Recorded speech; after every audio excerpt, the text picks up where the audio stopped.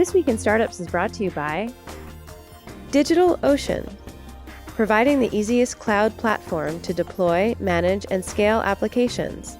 Sign up today and receive a free $100 credit at do.co/twist. LinkedIn. LinkedIn has marketing tools to help you target your customers with precision.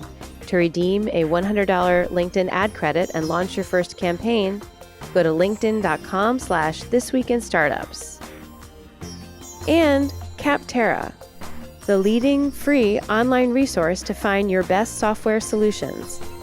Visit capterra.com/twist for free to find the right tools to make 2019 the year for your business. We have an amazing All Ask Jason episode for you today, and these are some of the best questions I've ever gotten. We've got a crazy inventor from upstate New York who's made a sick ping pong table, and he's trying to take it to market.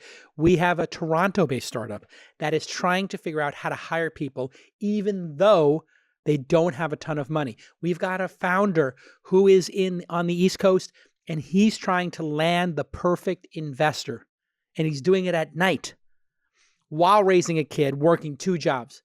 And then I got a guy out in Walnut Creek who wants to be an angel investor. He wants to know if he should mortgage his house and put all that money into angel investing.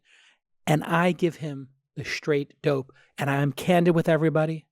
And these are some of the greatest questions we've ever gotten in the program. Thank you, Emmy award-winning producer Jackie and Sir Charles, for putting together another amazing episode of This Week in Startups. Stick with us. Who's on the line? This is Bryant. Bryant? Yep. Oh, nice to meet you, Bryant. Where are you calling from? From Santa Cruz. Santa Cruz. Very nice down there, huh? What a life. Get that Verve coffee going. Yep. Delish. Okay. You've got a question for me. Let's hear it. Yeah, so a little background. My startup that I've been working on is an adventure sports park called ASR.life. It's a whitewater park and surf park startup. Most of the investors that I've talked to say, when looking at the numbers, they say, hey, it's a great idea. Numbers look great, but it's a little outside my bailiwick. So I'm trying to figure out, how do I find adjacent investors to the usual tech investors crowd who would be interested in investing in something as unique as Whitewater Park and Surf Park in the southern part of Silicon Valley? Okay, great question. A bunch of my friends go to that wave pool that famous surfer built. Do you know what I'm talking about? Kelly's pool. Yeah. Kelly has this, and it's where is it? Is it out in the East Bay or something? No, it's down near Fresno. It's Fresno, got it. And so I've seen a bunch of my friends, social media with that. And what is it, like 10K or 20K a day to rent it out? It's extremely 50K to rent it for the day. Yep. And so people rent that for the day, and they have 10 people surf it or something? Yep. Exactly. Wow. That's ridiculous. So there is a huge market. What did it cost to build that surf center? That one, being a prototype, it was a bit expensive. It was about $38 million for the base. My total project cost that I'm looking at is about $100 million. Okay, wait. That one costs $38 million, and yours is $100 million. Yeah, I've got an additional feature, a whitewater park. Got it. Okay, so you are going for the crazy Walt Disney, I'm going to change the world, $100 million vision. Great. It's awesome that you have that vision. A lot of people don't have that. They're just, really trying to build something small. Oh, if I can get 1,000 people to pay $1,000 a year for this product, I'll be a millionaire kind of thing. So I like that you have that ambition. That being said, this is not something that venture capitalists typically do. And it's something that maybe you would have to have the credentials of, was it Kelly Slater who was doing the surf thing you said? Like Kelly Slater's famous, right? And he knows a lot of famous rich people. And I'm sure he could pass the hat with his rich friends to raise the money for a prototype, then take that prototype and bring it to other people. So I'm guessing that was probably an overnight success, 5-10 years in the making? From what I understand, he was at that for a decade, right? Yep, exactly. So do you have that level of network, or apparently not from what you're telling me, right? You don't have that. I've talked to 3 billionaires so far, and none of them are willing to lead, but once they get up to about 10 million, then they're willing to go in. Interesting. Okay. So you have some sort of hustle in you. You're able to reach 3 billionaires. Very well done. It's interesting. When you can't get venture investors, what you should, for something like this, because it's just not something they would typically invest in until they saw it.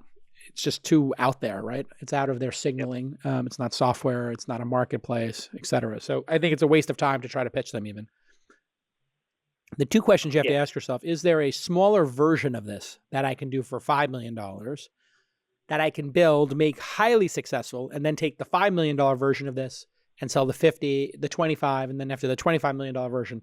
Does that exist in your model, or is it all or nothing? You have to build Disneyland or nothing? You kind of can. It's hard to get the numbers. To get 1 million people, you need the scale. So I think that's where you maybe have to unpack this a bit and figure out maybe there's a way to just do the whitewater rafting piece. Maybe there's a way to do it in a very simple way as part of somebody else's project. So somebody else has an amusement park or theme park, like down by you, there's Gilroy Gardens. Yeah, Gilroy Gardens. Yep. Right. So now you have Gilroy Gardens, right? If Gilroy Gardens wanted to add a feature and you were able to do that with them, you could be the person who brought it to Gilroy Gardens, added that water park feature, and then maybe you spin out on your own later, right? So that it might be a clearer path. But you've chosen to do something, outlandish. Get ready for a lot of no's. Like if you get 50 no's for every yes doing an enterprise software company, you're 500 no's for one yes. So you're going to have pretty thick skin and be at this for a while. But I don't think you should not do it for that reason. I think you may just need to think, can I approximate this and do some version of it at a smaller footprint, build my credibility? Because you haven't built anything like this before. So my team actually has. Part of the team built one in Charlotte, North Carolina, and one of them in Oklahoma City. How were those funded? Public-private partnerships. Great. So then now we know everything we need to know. Like you might not be able to get Santa Cruz to do it, but there might be another city that wants to participate in this, that wants to drive, maybe Sacramento, or I don't know which town has budget and wants to drive tourism, St. Louis Obispo, whatever. But this sounds like something where you might be able to work with somebody who wants to do that. The other possibility is to crowdfund. I know this sounds incredibly silly and stupid, but if you said, hey, I'm going to build this, I need to raise $100,000 to build, the plan to build this or something, you might be able to actually get people to do some sort of a Kickstarter to build the plans. But I'm not sure if people would invest in just that piece. So I don't have an easy answer for you because what you're doing is extremely hard. I do think collecting people who have done this before is really wise. So your whole pitch changed from some crazy guy in Santa Cruz with a vision to, credible guy. He's got 2 people on his team who've done it before. He's got 3 billionaires he talked to who maybe would do it. I don't know if I believe it or not, but you still got access to them. So you're in a credibility building exercise. If you can keep adding credible people to the mix who have done these kind of things before and who are willing to work on spec and who are willing to attach their names to the project, I think that builds your credibility. And that's what you're in. You're in a credibility building, long, crazy, long odds endeavor. But there is no silver bullet for somebody who wants to build $100 million amusement park, other than maybe doing it in partnership with somebody else and being an employee of theirs or the manager of this project. And that's not the worst thing in the world. I mean, if you were to get, Great Adventure or Great America, whatever these other tier parks are, and say, hey, I have a vision for this, I'd like to work with you on it. Maybe you meet the person who owns that and they'll do it. But it's going to be difficult, and I wish you success with it. Thanks. Okay, let's take another caller. Caller, are you on the line? Yeah, hi, Jason. Who am I speaking with? Hi, my name is Nadir. I'm calling from Toronto, Canada. My company is called Pure Filters. Yes, how are you, sir? Great meeting you. You Not applied bad. for the accelerator, and you have a real business, and it's doing really well. It's great to get to know you last week. You have a question for me now that you're home in Toronto? Yes, I do. Let's hear it. Yeah. First of all, thanks for the opportunity to come down. Great to meet you. My question for you today is, being as our company is, bootstrapping, we're looking for a really good, talented developer and, for a CTO type position. And I'm just wondering, obviously I can't compete with Google in terms of how much I can pay somebody. What can I do to entice top-level talent to join my team? Fantastic. Great question. So why do top-level talent join teams? If you're talking about top-level talent, they have their choice of where to work. So as an example, they will vector on two things. One is the opportunity, right? Which means compensation, equity, stock, etc. But then they're also going to think about the mission of the company. They may also think about lifestyle. So those are actually three, I would argue, three different vectors. So Google and Facebook are going to pay an extremely large amount of money, and they'll always beat you in compensation. That being said, you will be compensated to sell your soul to make people click on ads 0.001% more, and you'll spend 12 hours a day trying to get people to click on ads just a little bit more and collect more data about them and do more creepy shit over at Facebook that makes you want to kill yourself. And so the purpose that the person would have there would be zero. It would be like a 0 of 10 in terms of like how meaningful and purposeful this work is. Going to work for Facebook in 2019, you're just going there to make the ad network work better and, invade people's privacy more. It's a 0 of 10. It's literally anybody who's there is there for the compensation, period. Now, at a startup, hey, listen, maybe you're a 6 or a 7 in terms of total comp, but on mission, oh, it's calm.com and I'm really into mindfulness. Oh, it's Cafe X and I love robotics and coffee. Oh, it's Fitbod. I am a CrossFit junkie. Oh, it's Steezy. I am into dance. I would love to work on a dance startup. So when you can align the person's personal interest, and then you can beat Facebook and Google, where developers will want to kill themselves working there. And then you could add to it lifestyle. You could say to the developer, how do you like to work? Do you like to work from home? Are you a remote person? Are you a night person? Are you a weekend person? How do you like to work?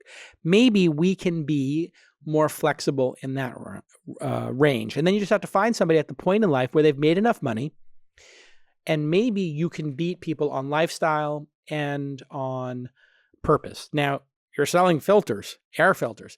That may not be the most purposeful work to people. So you may need to expand that mission and say, hey, what we really want to do is help people be healthier and make the world, have cleaner air and make people not get sick from that kind of stuff. You can kind of level up the mission of the company. So I think that's something you could work on if you expand the mission. Like, hey, right now we work on replacing people's filters in their HVAC units because that's making people sick.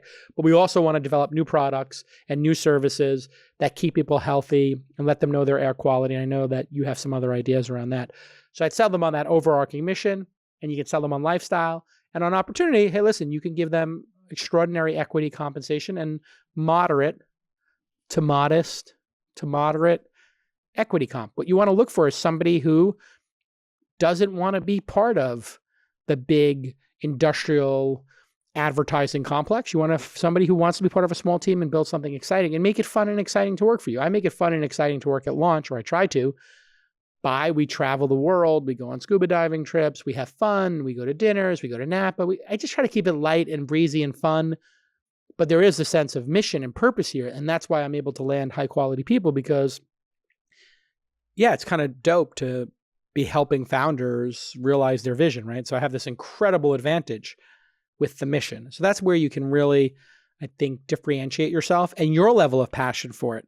So are you writing blog posts? Are you, out there banging the drum about the mission? And can you connect with people on social media, social networks, LinkedIn, interacting with people at events, and get somebody roped into the excitement about the business? Hey, we bootstrapped this business to this level.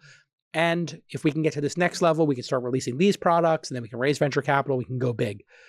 Just tell that story. Tell it candidly. And it's a numbers game as well. You're going to talk to 100 developers, and 80 of them are going to be like, I'm here for max compensation. You just eliminate them. They're mercenary. And then you focus on the 20% that might be missionary. People who want to see the product manifest itself in the world. They want to see the problem solved in the world. That's what you need, is missionary type people. And you can win them on lifestyle, and you might be able to also win them based on the mission of the company. Is that helpful? Very much so. I appreciate the thorough answer. Thank you. Okay. I'll see you when you're back in San Francisco, and keep me on updates at launch.co. Update me in your monthly update. I'm watching your revenue. I'm watching your traction. You're on the radar. All right. You got it. All right. We'll talk soon. Looking forward to next time. Yeah, talk soon. Thanks. Bye. Cheers. If you're a startup and you're just getting started, or you're a bigger startup and you're scaling, it's time for you to use the easiest cloud platform out there to deploy, manage, and scale applications. And it's one that removes all the infrastructure friction from your life. 150,000 businesses, including the world's fastest startups, are using this specific service. And that service is DigitalOcean, of course. And I'm going to give you $100 from DigitalOcean right now. Go to do.co/twist. That's right, $100 credit. I had Mitch Weiner called into This Week in Startups back in 2010. That's 9 years ago. And he was working in marketing. He's like, hey, JCal, what should I do with my life? I was like, you should go to like Techstars or Y Combinator or one of these places and find the hottest startup and join them and get that sweet, sweet equity. You know what? He joined DigitalOcean, came back on the podcast in 2014 after they raised $37 million from Andreessen Horowitz, one of the top firms in the Silicon Valley. They have straightforward billing. It's flat pricing. You're never going to get a surprise. You always know what you're going to pay, and that's super important. And here's a customer testimonial from Content Ignite.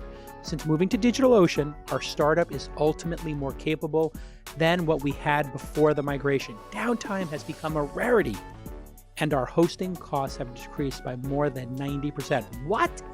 That's right, a 90% decrease in those hosting costs. And when you save that money, I encourage you, whenever you save money, this is what I do.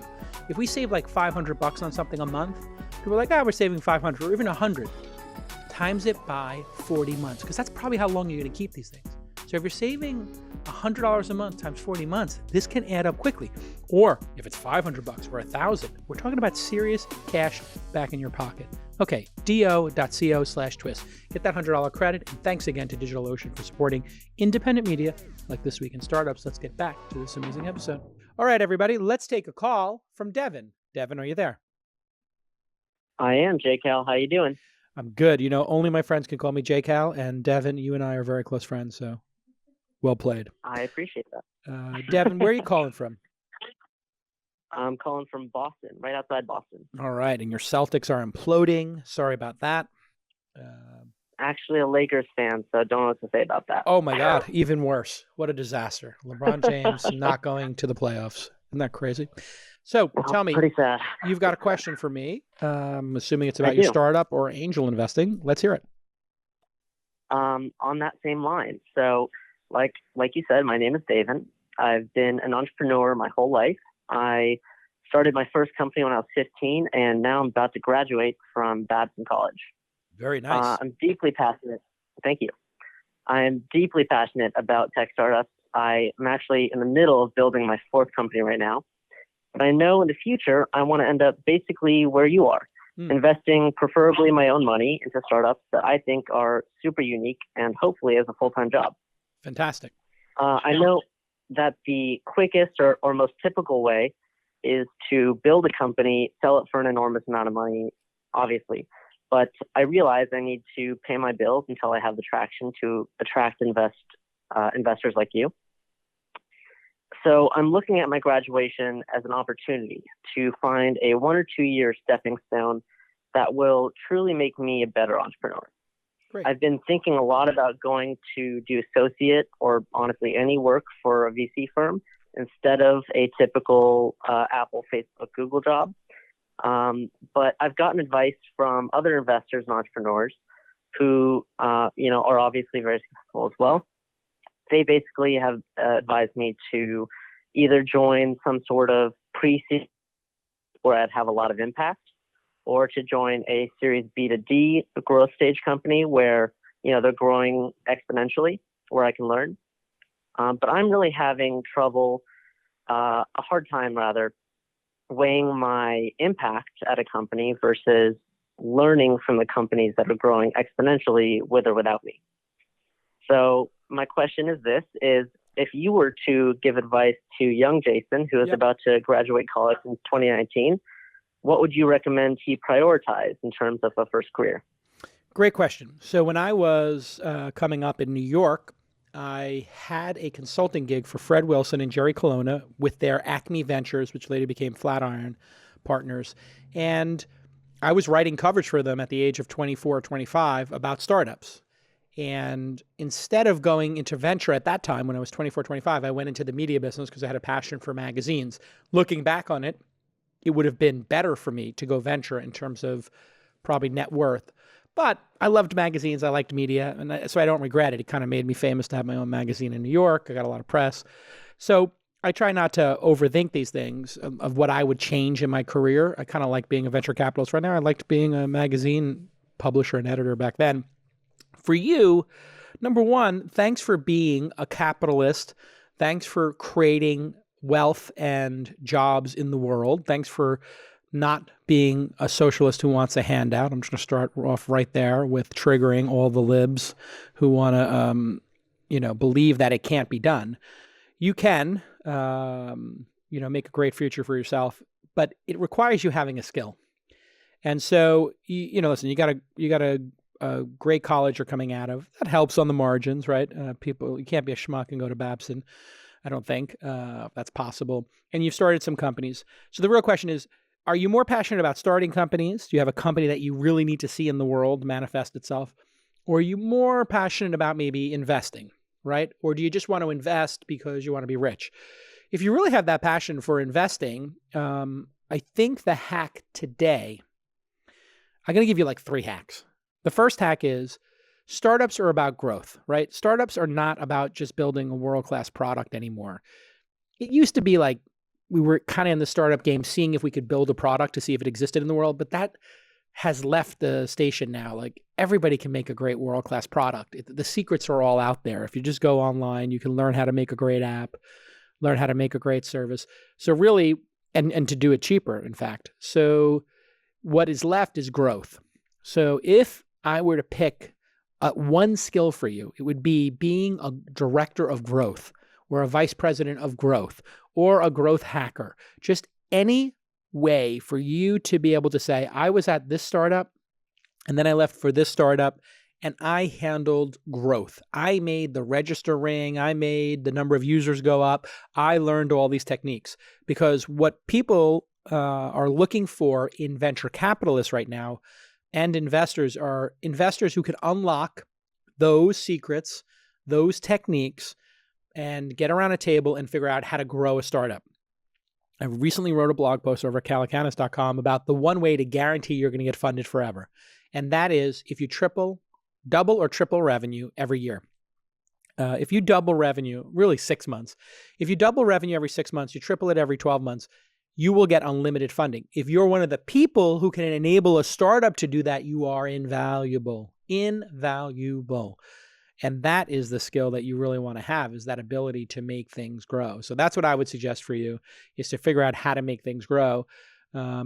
Getting like a job as an analyst at a venture firm, it's kind of hard. You can take a shot at it. Those positions are hard to get, but you might get one. It's just very, very difficult. And I think a lot of the founders who want money from investors today will look around the table and say, okay, the partners in your firm, have any of them built anything?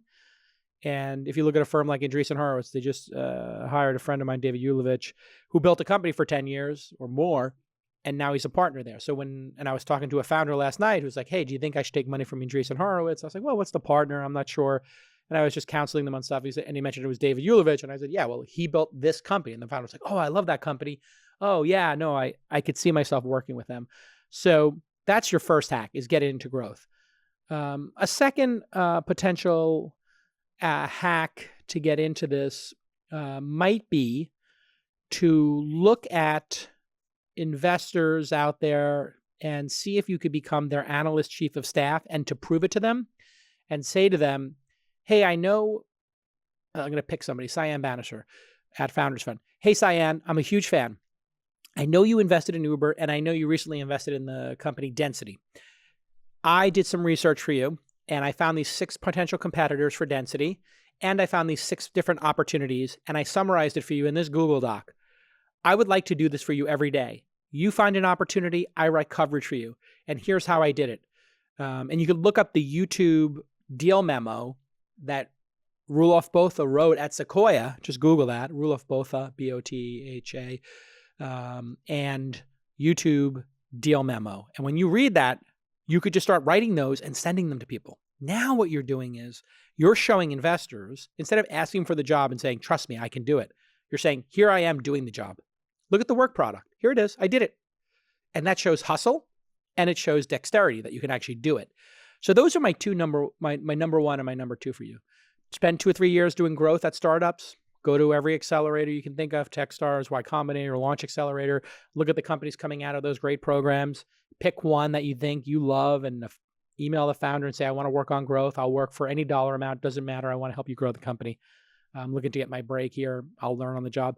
And the second is to just write coverage of companies, et cetera, and email it to somebody. If you were, instead of calling me and talking about this, if you had sent me an email that said, Jason, I wrote coverage of all the CafeX competitors I could find and all of the com.com opportunities I could find, and here's my analysis, and I read it, and it was good analysis, I'd be like, maybe I should hire this kid, right?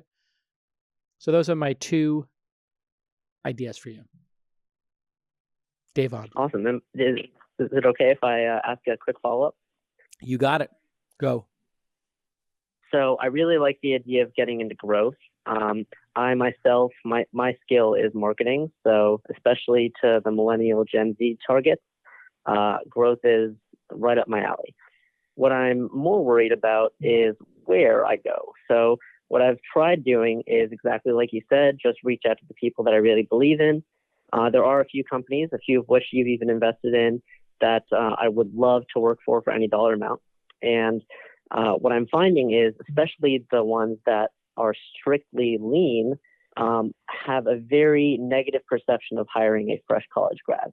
Of course, I'm not a typical college grad. I do have some years of experience under my belt, but I understand that obviously I'm 22. I'm graduating college, so therefore, how many different ways can you really look at me?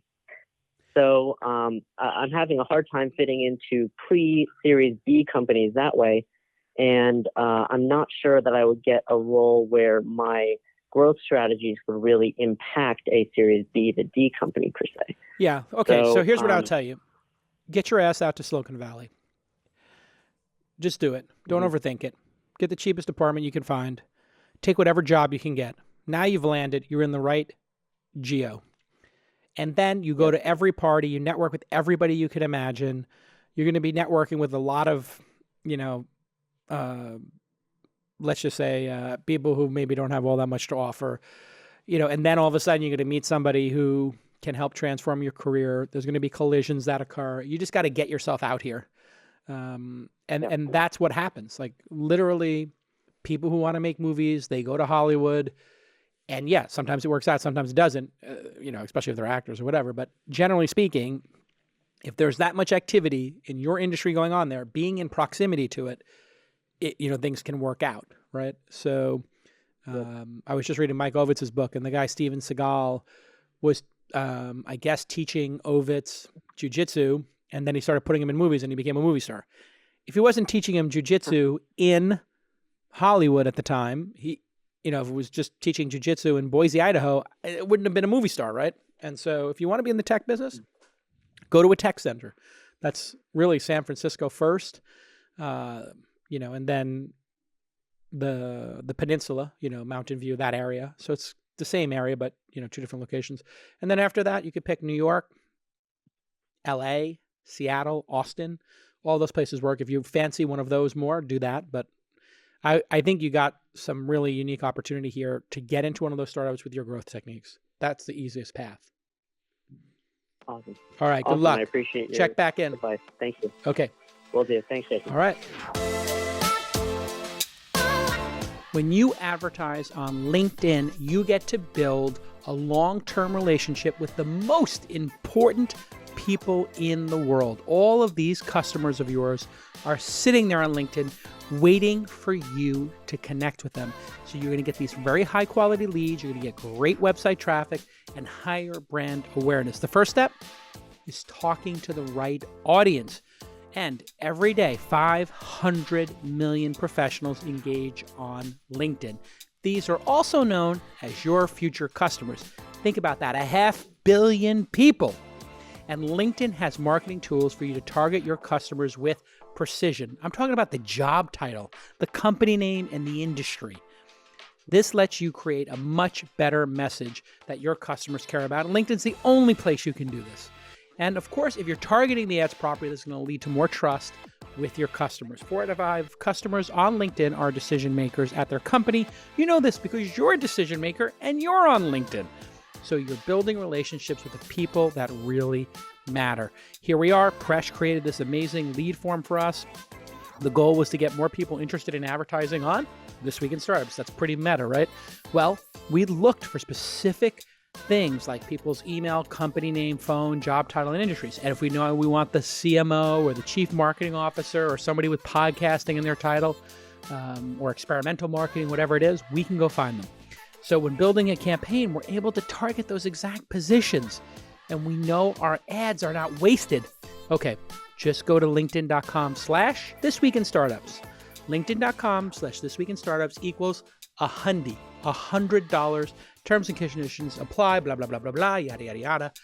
If you're not advertising on LinkedIn, you are missing out on the most powerful ad network for businesses. It's just extraordinary. And you know that because you're on LinkedIn every day. That product gets better and better every week. The product gets better, and LinkedIn marketing is amazing. LinkedIn.com/thisweekinstartups. Thanks again to the LinkedIn team. You've been so supportive of this podcast. I really do appreciate it. Let's get back to this amazing guest. All right, Nick, are you on the line? I am. Nick, where are you calling from? Is this Jason? This is Jason.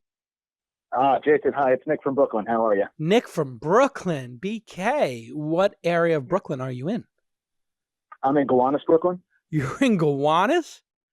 Really? I heard that they're going to turn the pump on in the Gowanus Canal and the water's going to move for the first time in 75 years. Is that true?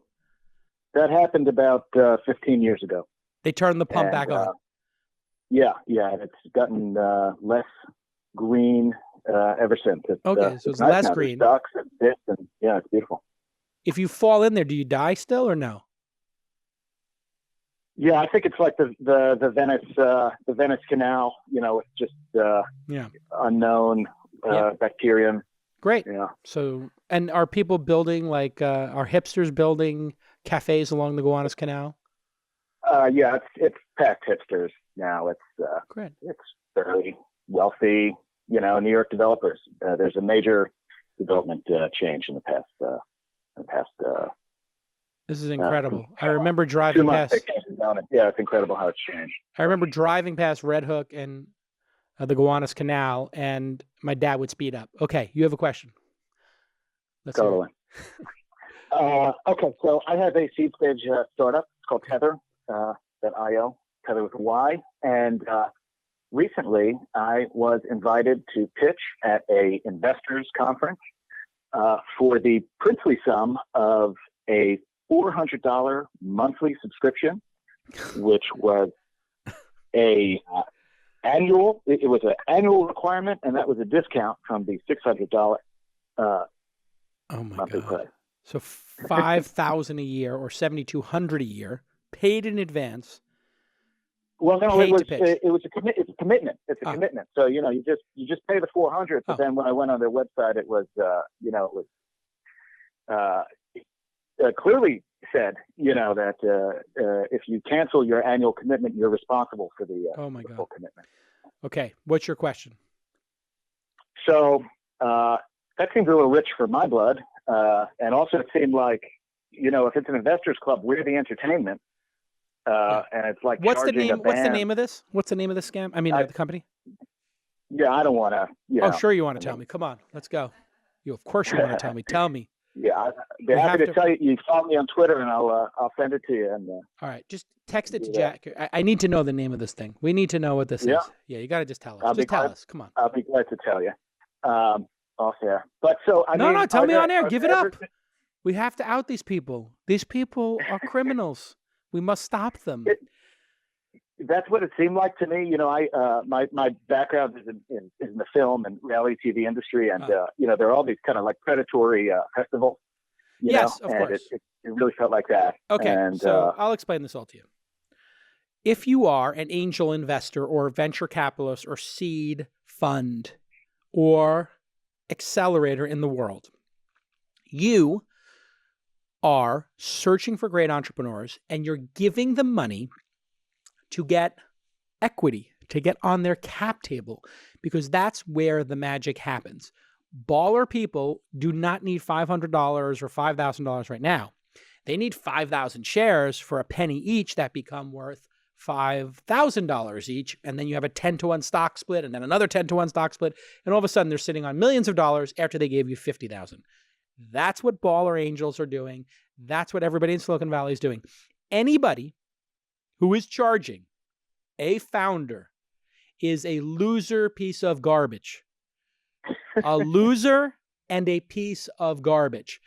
Because everybody knows that every penny a founder has should go into product, not into paying off a bunch of dipshit leeches who are pretending to be angels. And all you need to do is say, oh, that's great. I'm really interested. I'll do the pitch for free. If I get value from it, then I'll pay you. And they'll say no.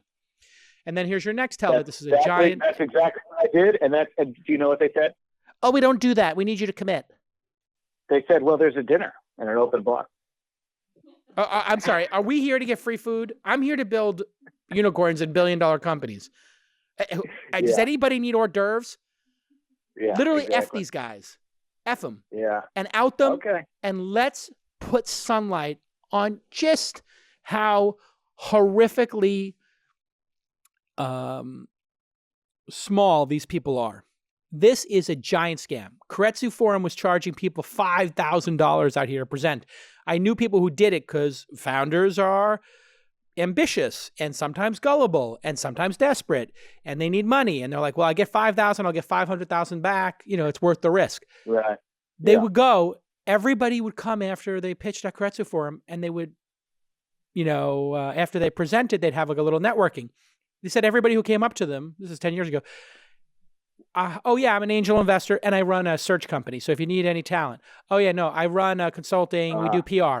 Oh yeah, no, I'm a marketing agency. No, I'm a lawyer. It was all service people.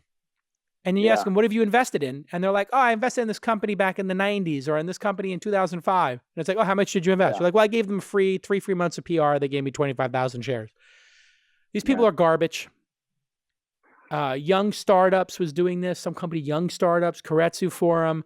I have destroyed these people. I did it 10 years ago on the podcast. We can cut to me acting like a maniac on the show with an AK-47 in the first or second year. Message to Mike Scam Segal. I am coming for you. You will drop your fees. You will stop with the nonsense, or I will put you out of business. And then I want everybody in the nation to link to it. So when anybody types Mike Segal into Google, this is the number one thing that comes up.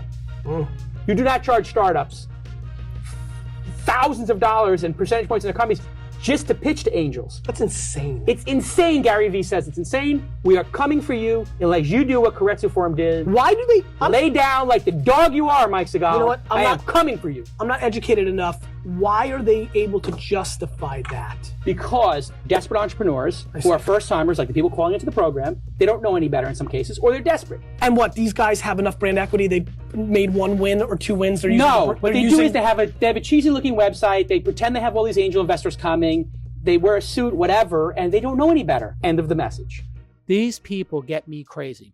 And you know what? Web Summit is one of these people as well. Web Summit, these scumbags, were charging people. They would go to my startups, my investments, and saying, it's normally $12,000 for us to give you 1 day in the demo pit, which they stole from me. And we're going to give you, whatever, these kind of meetings. But, we talked to the team and you're so great. We're not going to charge you 12. We're going to charge you just 4. And you get to bring 4 team members and just don't tell anybody. And it's like, I told my founders, are you dumb? You're going to pay $4,000 for something that you don't need to do, and there's no investors there, and it's 99%,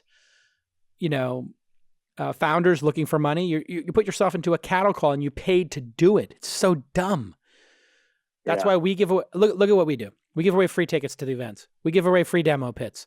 We have Founder University. It's free. Why? Because we're playing the long game. We make more money on a unicorn than we could. One unicorn investment is going to make us millions, tens of millions, perhaps even over $100 million from one unicorn investment. That's what you get if you're an early seed stage company. Why on earth would you be playing the game for $500 a month from a 2-person startup? For the love of God. These people are garbage. It's infuriating. Well, that's what I thought. I just wanted to confirm that. Give me the name. Come on. Nick, you want to give me the name. Let's take these guys out. Right now, let's do it. Let's take them out right now. Me and you. People. Let me send it to your people. But they did use a gold font on their website. It was like really. It was like so close to that that fire festival, that club that he had before. It was exactly like that. Like they give you a watch, like if you join. Such garbage. Yeah, it was pretty wild. All right, listen. What's going on with your startup, Tether? I know you love the show. Thank you for calling. I appreciate that. Well, what's this Tether? Tell me about your startup. What do you do? It's SaaS for streaming video. It's a little baby unicorn. It's SaaS for streaming video. Yeah. So instead of using YouTube for streaming, you're like Wistia. You're like white label, private for businesses. No, it's the opposite. It takes everything. It takes everything. It's a multiplier. It's not a disruptor. Got it. Everything goes in. It increases engagement. And it works as a work product. It's like going from a manual transmission to an automatic transmission for the user experience on video. It's awesome. Awesome. And are you charging for it yet, or you're just an alpha right now, right? You're trying to figure out product market fit? It's alpha, but what I'm going to do is I'm going to show your media team it. Great. And if it's cool, they'll show it to you next week. Fantastic. Here's what I suggest when you're doing the alpha testing and everything. Charge people. Yeah. Charge people. Make it real. See if the product is good enough that people will pay. A lot of times people do these alphas and they do these betas and they don't charge. And then they get disconnected from that feedback loop. Ask people to give you their credit card. Charge them $100. You can undercharge them. That's fine. But charge them nonetheless. So they take it seriously and they respect you. That's my one piece of advice, since you didn't ask for it, but I'll give it to you. That's really interesting. I appreciate that. I thought also that that the engagement would go up, that people would spend more time interacting with videos and such. Video is getting huge, obviously, and any tools you can make around it are a nice business. If you can build a SaaS product, that's a monthly product that is a little more robust and does some full stack version of stuff, then it gets more interesting. And then if it becomes a platform or a marketplace, then it becomes super interesting. So a lot of times people start with a tool, then they build a product, then they build a solution, and then they build a platform or marketplace, right? And every time you can make that jump, my business plan. Yeah, but every time you make that jump, you can add a 0 to the valuation or total addressable market. So I encourage you to start with a tool. That's fine. Tinker around, solve a problem with the tool, but then try to build the full stack solution. So if you want to do Silicon Valley style empire building. Yeah, I've got it all. You're preaching from my book. That's send me the name of those scumbags so I can go after them. I will destroy them on social media. I will make them rue the day they ever tried to take advantage of one of my listeners. I will destroy them. Get me that name, Jackie. All right. Thanks for calling in. Appreciate you. Thank you. Appreciate you. Cheers. Bye.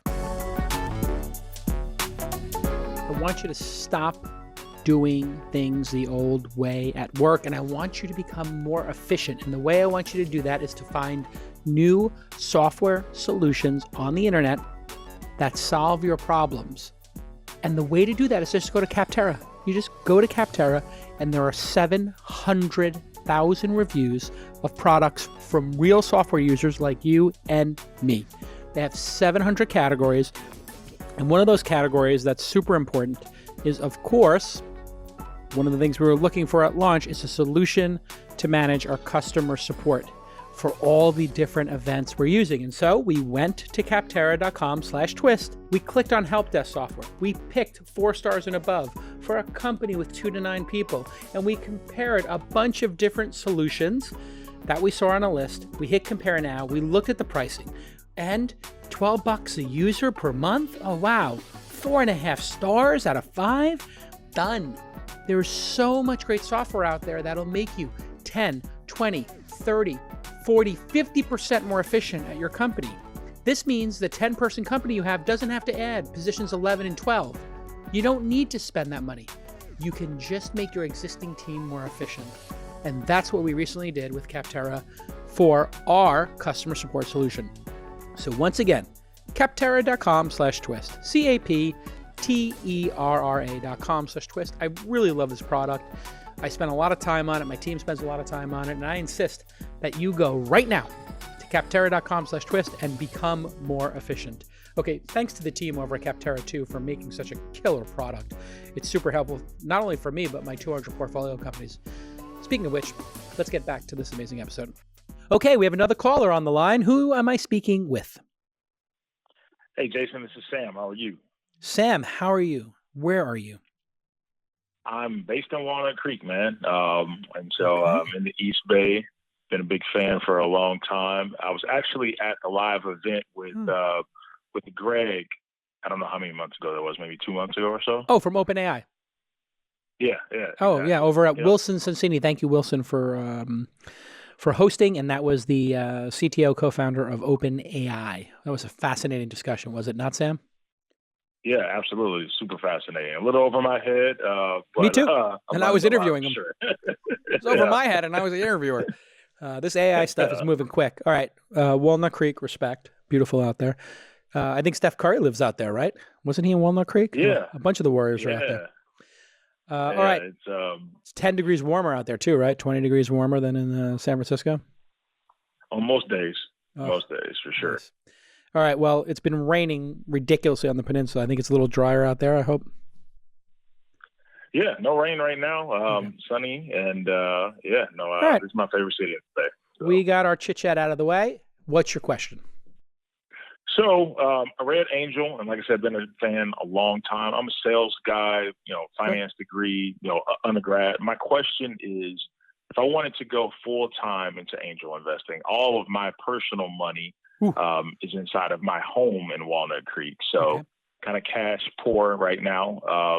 I've invested a little bit in Republic, but I'm thinking about, just kind of going full throttle. I would love to partner with somebody like you or somebody you think would be interested in a scout full time. Just kind of wanted to know what you were thinking.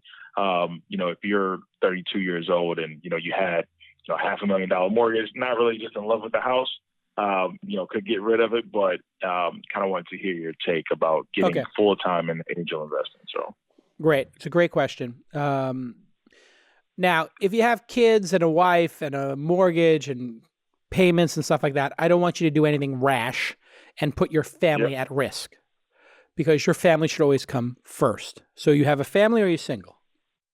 Soon to be engaged. No kids though. Just my house. Great. Okay. And I'm hoping your spouse has an income as well, so you're not the sole breadwinner. So that changes everything. Now, when you have kids and you got responsibility, things change. So you're going to want to keep that in mind. But for a single person, or a person who's engaged, going to be married soon, congratulations, dual income. Yeah, one person can take a little bit of risk. That's fine. And you're a young person. And if you want to have an outsized outcome in your life, you have to take outside risks. We have a really weird thing going on in America where people want to get the reward for not taking the effort. They don't want to take the risk, and they want the reward. We've been having this discussion, socialism versus capitalism, kind capitalism with socialism, whatever. Putting all this aside, we're not going to, we may give everybody like a 2-year college education. We're not giving everybody private jets and mansions in Walnut Creek. You got to earn those. You got to take some risk. So I like you taking risk. Now, do you have a skill? Did you say earlier you were in sales previously? Yeah, sales. So I worked at BlackRock for a little bit. Worked at What? Invesco. My back. Yeah. Wow. Oh, yeah, that's legit. So I'm a VP right now, but my take is the investment landscape is changing. Yep. Cost or cost, returns, everything is kind of getting squeezed. So you either got to provide more value or, be on one side of the equation, whether it's, you're leveraging real estate or you're, on the boat with these startups. So that's kind of where I am right now. Great. So people always ask me, I had a founder the other night who just had a little bit of cheddar. He was able to sell some secondary shares. And he said, what do I do with this money? I said, well, did you buy your house yet? Do you, do you have a 401k, all this other stuff. Putting all that aside, you want to take risks. You're 32, Mazel tov. I think it's cool to take risk. I think it's cool to take intelligent risks. What you should do is you also have a skill that many startups need, which is the ability to sell. So if I was you, I would go to companies and I would say, hey, I'm willing to put in 5,000. I know that your minimum is 25, but I'm also willing to be an advisor, as I talked about in the book. I would like 25 basis points over 2 years, vested monthly. You can fire me at any time, and I'll vest only what I vest. So if it was 24 months for 24 basis points, I would get 1 basis point a month, 1/100th of 1%, right? And I would try to cut those deals. Now, I did that early in my career, and it paid off well. Some of the early investments I had, I was putting in such a little amount of money. I was getting some advisor shares and helping the companies because I wasn't flush. And I think I wound up with advisor shares in Calm and 15.5 and a couple of other companies because I was like, I'll put 25K in or 50K in. Maybe I get a little bit of advisor shares on the side, sweeten the pot. I'll help you out a little bit. And there were people who had advisor shares in Uber, by the way. Yum, yum. So these things can become material, and you learn and you build a reputation. So it's great you're doing Republic. You're getting your feet wet, doing $500 1K investments. Great. Join every syndicate you can. Putting in, as I say in my book, I would rather see you do 10 investments for 2K each than do 120K, but pretend you put 20K into each. So just provide massive value. Have a special thing that you offer. Listen, I really know sales. I know sales training. I can help you hire salespeople. I can help you vet salespeople. Just put me to work and offer a little bit of capital and a lot of support and a lot of positivity, and you will get there. Because what startups need, you're right, the game has changed. There's a lot of startups, which means that's good. There's a lot of experiments going on. And there's a lot of money out there. So money alone doesn't get it done. And there are so many startups that really picking the right ones takes time to figure out which ones are going to win. So I love this idea of you putting in small bets, $1,000 bets, $2,000 bets, do 10, 20 of those for a year. Provide your services for free and act like you put $1 million in, even though you put 1,000 or 2,000 in. And in your mind, you'll have this cognitive change. Instead of saying, well, I've only got $2,000 in there, play that $2,000 like it's your entire net worth.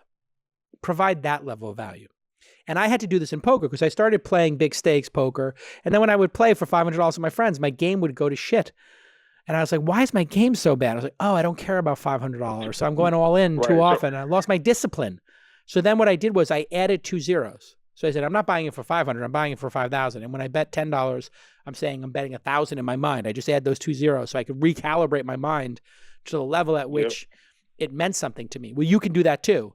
The opposite way. Recalibrate it so it means more than it is. And then you will be an all-star and you'll help one person meaningfully and they will tell everybody about you. Awesome. Great advice. Exactly what I needed to hear. Would love to play in some of those 10-20 games. Ooh. If you ever have one in Walnut Creek, I could. From what I understand, some of those Warriors like to play cards once in a while. I don't have any inside information, but I do think the Warriors play a little bit of cards on the plane from what I see on the social media. But well, I'll see you at Lucky Chances or something like that. Okay. Thanks for calling in. Thanks for watching. And remember, no risk, no reward, no gamble, no future. Okay, let's take another caller. Hey, are you on the line? Yes. Tell me your name. Tom? Tom? Where are you calling from, Tom? Yeah, Tom. Western New York. Western New York. Yes, near Buffalo. Whoa, very north. What do you got, like 18 feet of snow up there? What's going on? Thereabouts. It's hit 20 today, so it's getting warmer. Oh, okay. It's 20. Oh, warm. Oh, another 15 degrees and that snow might start melting. Okay. You have a question for me. Yes. Let's hear it.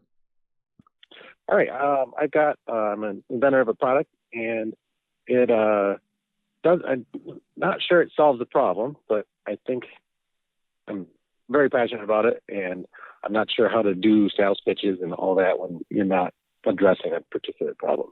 So it's entertainment.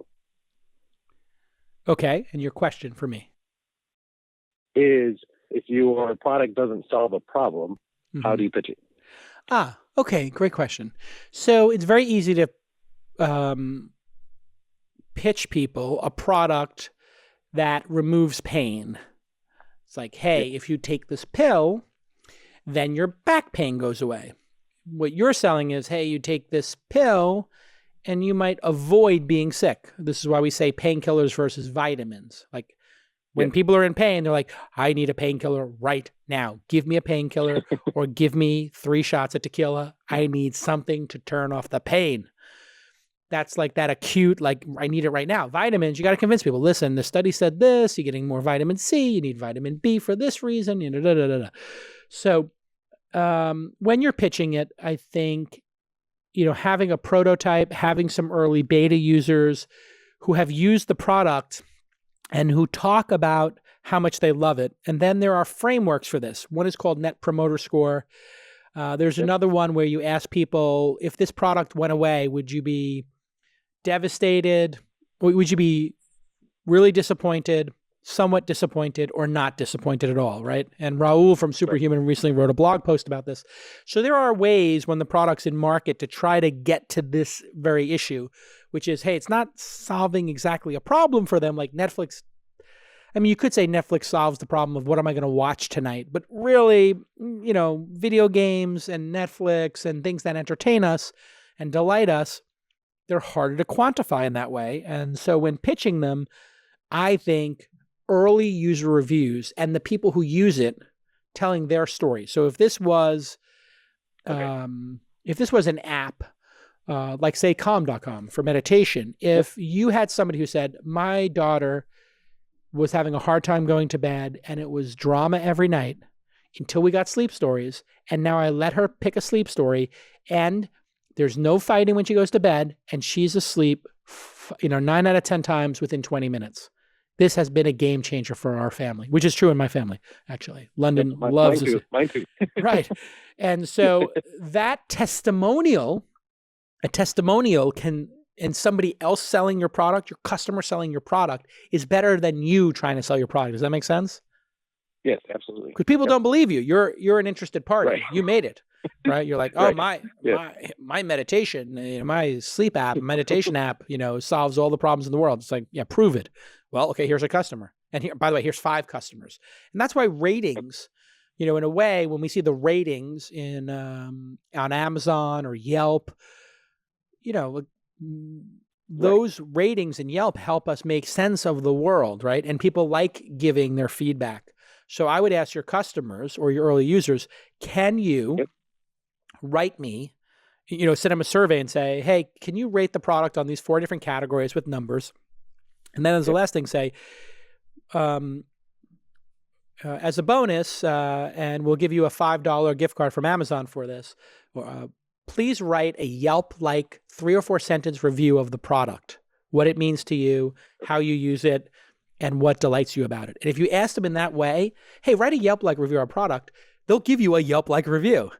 And they'll get the $5 gift card. And then you pull all those. Now, we do this for Founder University every time with Emmy Award-winning producer Jackie. At the end, we say, hey, write a Yelp-like review. Then we take all those answers and we give it to the marketing team and they make ads out of it, right? Okay. How brilliant is that, right? So you're getting feedback from your customers, and your customers, in our case, founders and entrepreneurs, they understand our product and can discuss it better than us. And so we might we've been doing some marketing tests for This Week in Startups because it's going so well. We want more people to find out about it. So we've actually been experimenting with spending,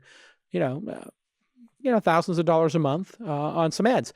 And one of the ads we've been running is just, here are the reviews from iTunes. And when we run reviews from iTunes, somebody said like, this is like getting 10 MBAs. And I was like, wow. I mean, I couldn't come up with that. Like, oh yeah, watching This Week in Startups, like getting 10 MBAs. You know what? It is 10 years, every year. It's an MBA. It clearly is like getting 10 MBAs. I love it. But I wouldn't have come up with it. So that's what I would wish for you. Okay. What is the product? Do you know? It's like it's a cross between an arcade game or a video game and a table game. So it's an interactive ping pong table. An interactive ping pong table. Oh my Lord. I love playing ping pong. And I love the idea. Does it keep score? Does it light up where the ball hit? What does it do? It actually goes out where the ball hits. So the object of the game is there's squares lit up, and there's lots of different modes. But the basic mode is that you are trying to knock out all of your opponent's squares. Oh my God. You made Tetris ping pong? Yes. Or breakout. It's more breakout ping pong. Breakout. Yeah, more like breakout. Oh my Lord. You are a genius up in Syracuse or Oneonta or wherever the hell you are. What is this called, this product? This is a genius idea, sir. Tapglow. Tap? Yep. Tapglo. Tapglow. We're going to have to work on the name, sir, but this is a great idea. Right.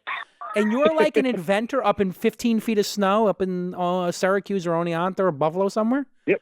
Yeah. Yep. Buffalo. What's your background? Are you like some electrical engineer or something, or just some whacked out guy who just comes up with sick, awesome ideas? Just a whacked out guy that comes up with awesome ideas, I guess. How many bong rips did you do before having this idea? This is a killer idea. It did come from Burning Man, but it did. You were at Burning Man and had this idea. Yeah, so I was tech support on a large art car, and oh really? Which art car? It was Forest House.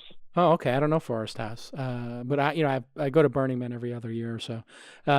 Listen, dude, I don't know what you were tripping on, but by all means, Jackie, whatever he has, give it to all the Founder University attendees next time.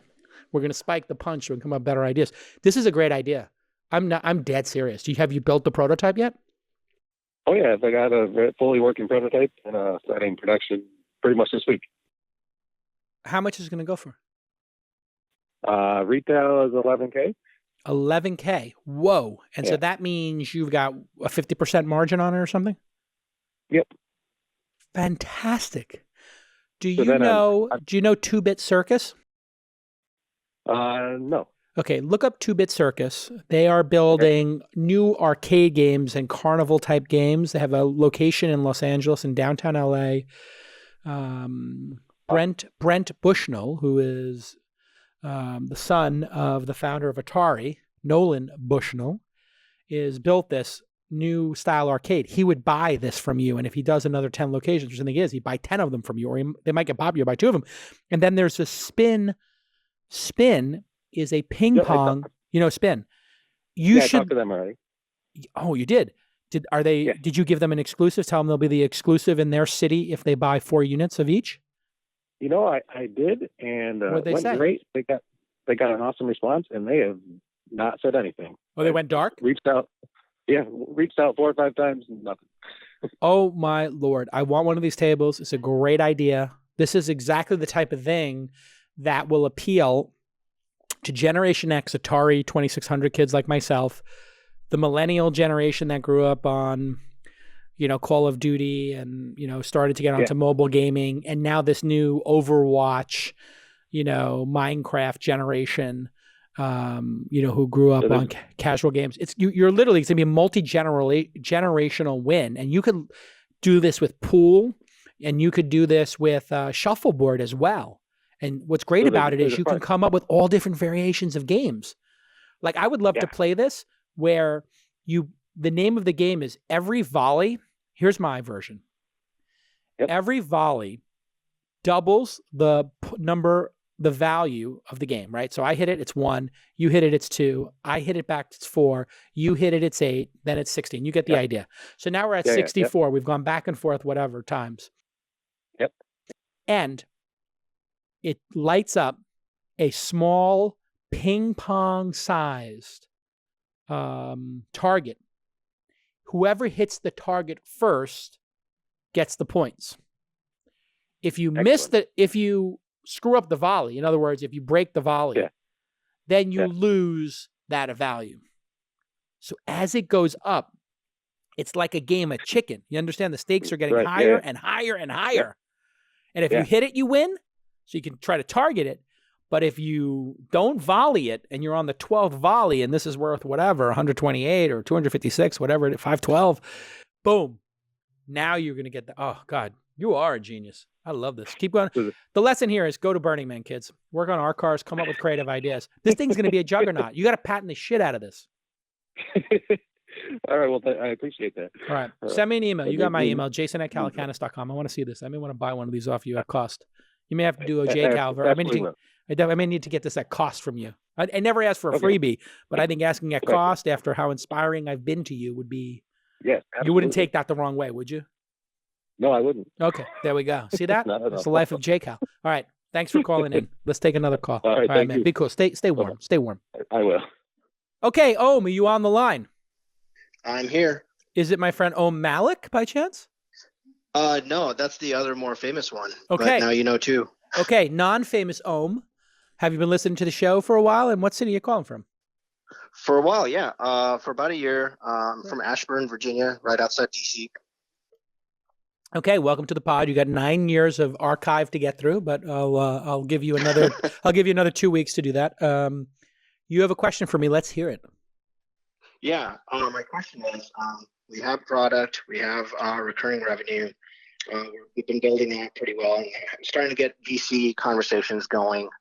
But everyone seems to say they're interested, but in Series A, and we can't seem to get a lead for our seed round. What could this mean, kind of reading between the lines? Great question. Okay. Now, for people who don't understand, venture capitalists are different than a seed fund, and seed funds are different than angel investors. And angel investors are different than friends and family funding. So I'm just going to go through this real quick. Friends and family are your friends and family give you $10K each, and you raise $40K to build your prototype, etc. And those people, it's the first investment they've ever made. They are not professional angels. They are doing it because they want to support you. That's the friends and family tier. Then we go on to accelerators and angel investors. They kind of are the next tier.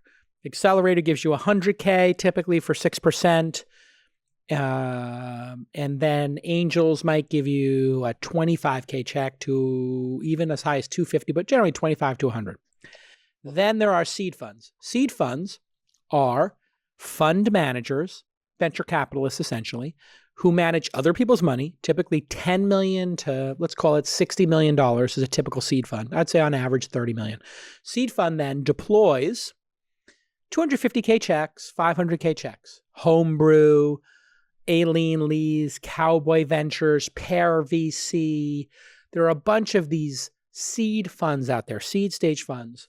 And then you have venture capitalists. Venture capitalists fund size, typically 200, 300, 400 million.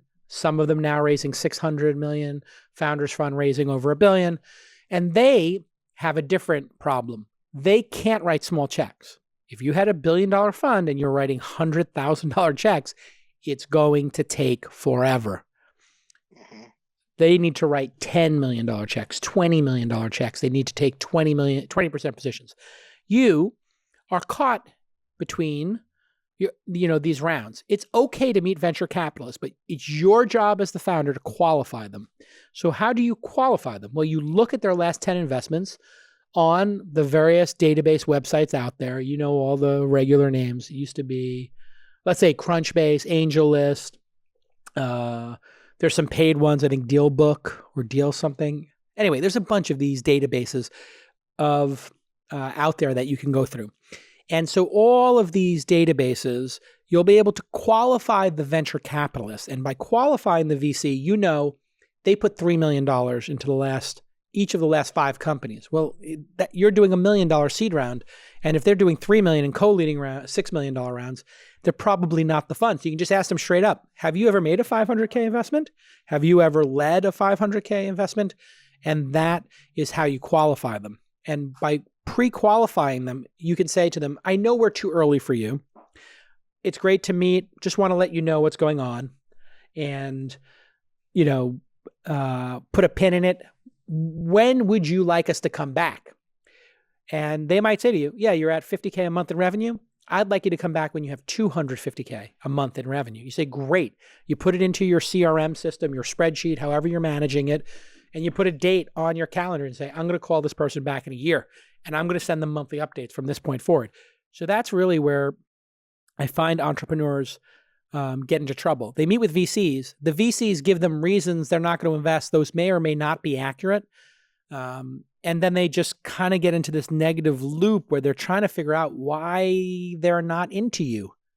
And it's like, well, they're not into you because, I'm not going to use a dating analogy here, but if you were like a 17-year-old graduating high school and you're trying to date 35-year-olds, it just might be an age difference. And they would like you to finish high school and college first if you're of age. Remind you to build college, finish college first, then maybe I'll date you or something. But you're 20 years younger than me. I'm not going to date you. You're just too young for them. They want somebody with a little more experience, somebody with a little more traction, a little more life experience. So that's where you're at. And I think that's the key, is qualifying your investors and making sure that they have made the size of investment in the type of company you are. And that's the next vector. So, okay, I got you for a seed round. I know that you write 500K checks.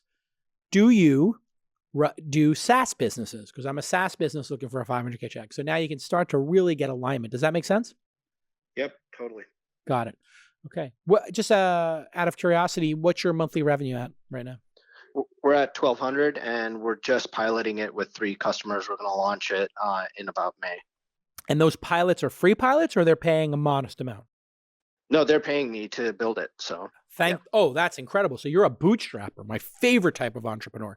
You convinced your customers to give you money in advance to build the product that they want in the world.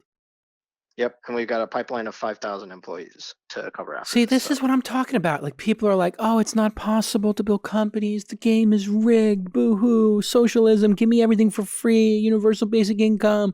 You went out there. You asked people to give you money. That takes chutzpah,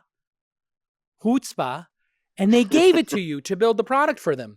This is a tried and true tactic. I don't know what the disconnect in the world is right now, but in the United States, we have a group of people, and I don't know if it's a vocal minority on social media or it's an actual significant number of people, who believe that a handout is better than an opportunity. They believe that getting something for free from the government is better than going out there and building something in the world. You don't think this way. You actually want to build something in the world, don't you? Yeah, I did this on the side of a full-time job, so. Oh my God. How did you ever do that? How did you ever work 40 hours a week on one job and then put 40 hours a week into this second thing? How did you do that? We had a kid. We weren't sleeping a lot, first kid, so just went to work 8 o'clock to 2:30 last 8 months. Oh, see, now it gets even better. So not only did you have a full-time job, you had the full-time job of being a parent and not sleeping. And you still did it. And you still did it. Yeah. Listen, you're making it happen. And I just want this to be a message for everybody out there. The average American is overweight or obese. The average American watches 5 hours of television a day. There is no excuse. Stop eating. Stop watching Netflix, and then go give yourself a second job of having a side hustle, whether it's starting an Airbnb or being a consultant or adding a new skill. Stop being lazy and fat. How's that for an idea? How about canceling? You have cable TV? I do. Okay. How much you spending on that cable TV a month? 150? $100. All right. You're spending $1,200 a year on cable TV and you're not even watching it. Get rid of it. The average American spends $150, by the way. So you're on the slim package, I think. Yeah. Can you imagine there are people who are overweight, eating themselves to death, watching 5 hours of television a day, and then spending $1,800 a year for the privilege of getting fat and stupid? Yeah, and that's actually the problem we're solving. We're doing workplace wellness. So we're trying to tackle the physical health, the financial, and emotional. Brilliant. This is a brilliant idea. So you sell to companies to help their employees not be fat, lazy, and depressed. Am I getting this right? That's right. It's actually for Oh. small businesses. Oh. 33%, only 33% of small businesses provide workplace wellness, and that's 48% of the market. What's the name of this company? Can you tell us the name, or are you in stealth? Yeah, it's Squirrel. Squirrel. Yeah, Love it. I joke I can't afford any vowels, so it's spelled SQRL. Perfect. You fake it till you make it. I got mad respect for you, one parent to another, because I've been through that. And great success to you. And you are the American dream. Let me just state that clearly. This is the American dream. You work your job, you're taking care of your kid, and you're trying to create additional value in the world to provide more jobs to more Americans and to prove to the world American exceptionalism. You are what America is supposed to be about. You work hard, you create things, and you prove to the rest of the world that our modest little country, Freudian slip there, not company, country, but it's a USA Inc., okay? 300 million people, a little bit more, 330. We out-hustle everybody, even the Chinese with their billions of people. We're out here hustling. And it's because people are willing to work hard. You know these Chinese startups, you know what their hours are?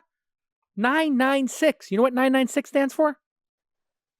Yep, 9 hours a day, right? 9 hours a day. What is that, a half day? 9 a.m. to 9 p.m. 6 days a week. 12 hours a day, 6 days a week. 72 hours a week, which is what you're doing, my friend. And you have my respect for doing it. Yep. Thank you, non-famous Ohm, or I should say, soon-to-be famous Ohm. You have my respect. I tell you what, Jackie, can we get my new friend Ohm into Founder University at some point? You promise him a seat? Okay, we promise you a seat. You come out here, you hang out with J. Cal, we'll go for burgers. And if you want to come hang out at the Accelerator one Thursday afternoon when I'm doing office hours, you talk to your Aunt Jackie, okay? Emmy Award-winning Aunt Jackie. I will do. Thank you. Okay, thank you, soon-to-be famous Ohm. You call in again in a year. I want to see that $1,200 a month turn into $12,000 a month, then $120,000 a month. Let's go. Then you quit your day job and you get a trust fund for your kid and you put him through college and you create more jobs and you change the world. Go do it. Enough with the nonsense. All right. Thank you so much for tuning in. F socialism. Let's go capitalism. We'll see you next time on This Week in Startups. Bye-bye.